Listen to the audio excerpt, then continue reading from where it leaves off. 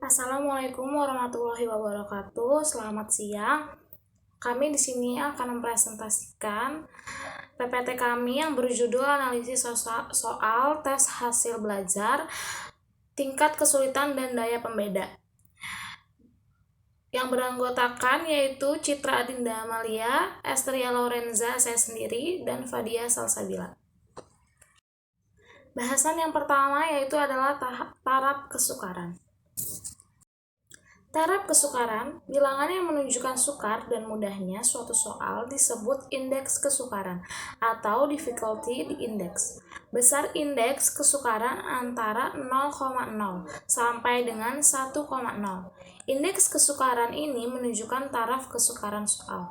Soal dengan indeks kesukaran 0,0 menunjukkan bahwa soal itu terlalu sukar. Sebaliknya, apabila indeks 1,0 menunjukkan bahwa soal lebih mudah. Nah, di sini terlihat bahwasanya 0,0 adalah sukar dan 1,0 adalah mudah. Di dalam istilah evaluasi, indeks kesukaran ini diberi simbol P atau P besar. Singkatan dari kata proporsi.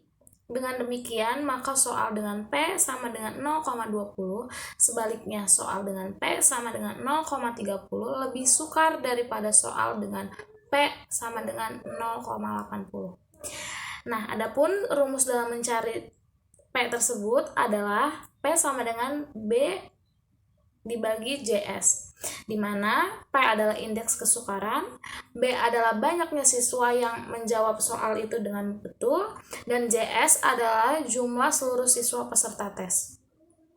Misalnya, ada 20 orang yang nama kode A sampai T yang mengajarkan tes yang terdiri dari 20 soal. Jawaban tesnya dianalisis dan jawabannya tertera seperti. Nah, di sini terlihat ada tabel, yaitu tabel siswa dan tabel berapa siswa yang menjawab dan tabel soalnya. Dari tabel ini kita dapat melihat bahwasannya kita lihat nomor 1, yaitu soal nomor 1 mempunyai taraf kesukaran 10. Lalu kita bagi, yaitu 10 dengan jumlah siswanya yaitu 20. Berarti 10 dibagi 20 sama dengan 0,5. Lalu kita lihat nomor 13. Soal nomor 13 adalah soal yang paling mudah. Kenapa disebut paling mudah? Karena seluruh siswanya bisa menjawab. Maka kita indeks kesukarannya yaitu 20 dibagi 20 sama dengan 1,0. Nah, di sini bisa terlihat ya, teman-teman, bahwa 1,0 itu kenapa dia lebih mudah? Karena semuanya bisa menjawab. Itu 20 dibagi 20. Selanjutnya yaitu daya pembeda.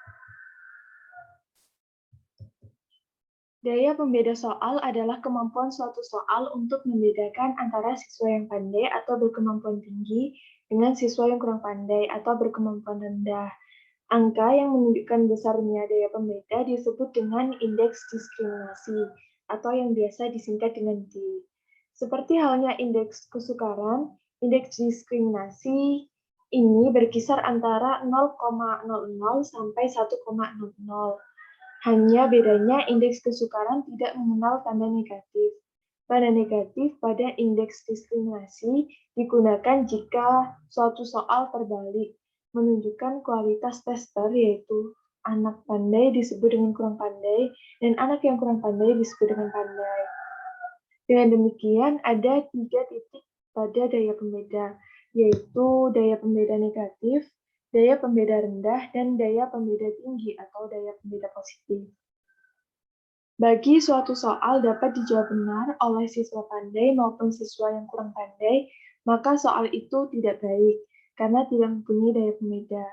Demikian pula jika semuanya, baik yang pandai maupun yang kurang pandai, tidak dapat menjawab soal dengan benar, maka soal tersebut juga tidak baik, karena tidak mempunyai daya pembeda.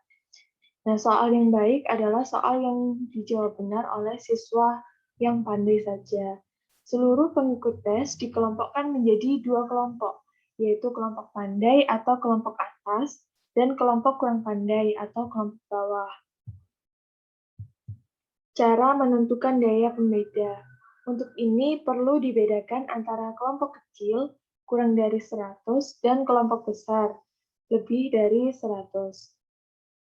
Untuk kelompok kecil, seluruh kelompok tester dibagi dua sama besar, 50% kelompok atas dan 50% kelompok bawah.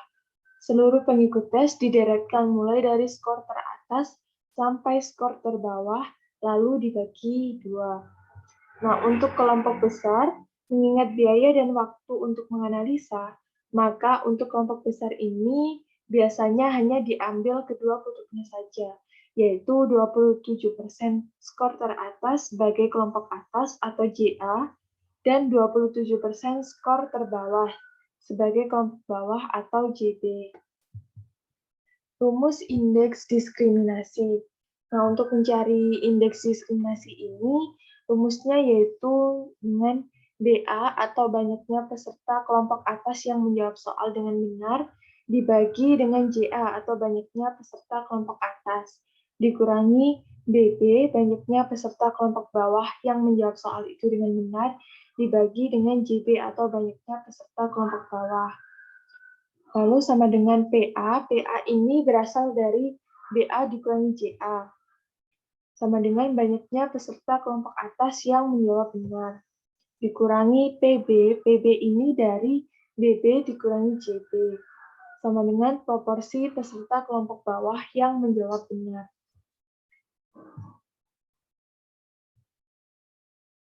Baik, selanjutnya kita akan menganalisa 10 butir soal yang telah dikerjakan oleh 20 orang siswa.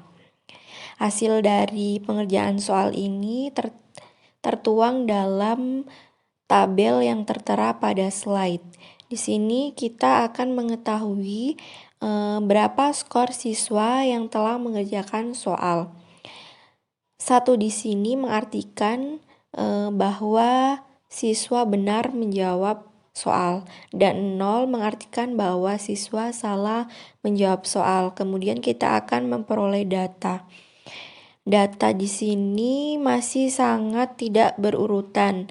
Langkah selanjutnya yaitu kita mengurutkan dari jumlah menjawab benar paling banyak ke jumlah menjawab benar paling sedikit. Kemudian setelah kita mengurutkan dari jumlah benar yang paling banyak ke jumlah benar yang paling sedikit, kita akan memperoleh adanya kelompok atas atau yang kita sebut dengan JA dan adanya kelompok bawah yang kita sebut dengan JB. Selanjutnya pada slide sudah tertera masing-masing nama yang memiliki nilai yang masuk di kelompok atas dan kelompok bawah. Nama-nama ini kita peroleh dari tabel yang sebelumnya sudah disajikan. Kita sesuaikan dengan nilai yang masuk kelompok atas atau yang masuk kelompok bawah. Setelah sebelumnya kita sudah mengetahui total JA dan JB-nya. Selanjutnya kita akan coba implementasikan ke dalam rumus indeks diskriminasi. Di sini kita akan mencoba menghitung pada soal yang nomor 1. Jadi teman-teman fokus pada tabel yang soal nomor 1 ya.